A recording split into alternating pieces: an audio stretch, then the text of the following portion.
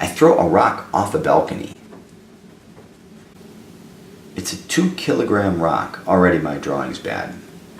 I can't throw it up. Let's try again. I throw a rock off a balcony. It's a 2-kilogram rock, and I throw it straight up, and it leaves my hand at an elevation of 15 meters with an upward velocity of 10 meters per second. So I know what it's going to do. It's going to go upwards, accelerating downward the whole time. Acceleration is negative 10 meters per second squared. And I can tell you right now, I'm looking at the displacement, the velocity, and the acceleration as an explicit function of time. I know this is going to be kinematics, so I can write now kinematics. And why? Because I'm looking at displacement, motion essentially, as an explicit function of time. I can start my graphs already because I know velocity begins at 10 meters per second, and I know my acceleration is downward at negative 10 meters per second squared, so that means 10 meters per second every second, so after 1 second its velocity will be 0, it'll be up here, stopped. V of 1 second is equal to 0, and then after 2 seconds it'll have a downward velocity of negative 10 meters per second.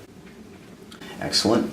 And I say that, when its velocity is 10 meters per second downward, a parachute opens in 0.3 seconds. So at this moment, and we know it'll be right here again, because by looking through an energy lens, we know that the kinetic energy will turn to potential energy and back to the same amount of kinetic energy at the same height. A parachute opens in 0.3 seconds, so it'll be 2.3 seconds. And its velocity evenly slows to 4 meters per second. So we got 4 meters per second. That'd be negative 4 meters per second. So I should say that this is the positive direction. And it slows to negative 4 meters per second. And it keeps that velocity until it hits the ground, and we don't know how long it will take to hit the ground. So I can just put that like this. And so we can finish up this graph. This has constant acceleration, which means the line's a straight line. And I can say, yeah, my acceleration, negative 10 meters per second squared. Now we know acceleration is the rate of change of velocity, which is the slope of this line. And right here, we gain, acceleration is the rate of change of velocity. And at that point, at 2 seconds, right, we increase our velocity from negative 10 to negative 4, so that's plus 6 meters per second over 0.3 seconds is equal to 20 meters per second squared. So that's a pretty large acceleration, and this is upward, right, because it was falling very fast, and then when the parachute opens it slows down. And so we put this during this period of time, and we say it's even, although if you didn't, that's fine. And then afterwards, at a constant negative 4 meters per second, this is flat. And so I'm not really good to scale here, but this is 20 meters per second squared. Okay, now my displacement, I can start at 15, I could call this 15 meters. Let's move up here, 15 meters. And I know that the displacement, the change in displacement, is the area under this curve, right? Because delta x equals v delta t. And when velocity is changing, we just integrate that. That's the area under this curve, and that's going to be 5 meters and a negative 5 meters.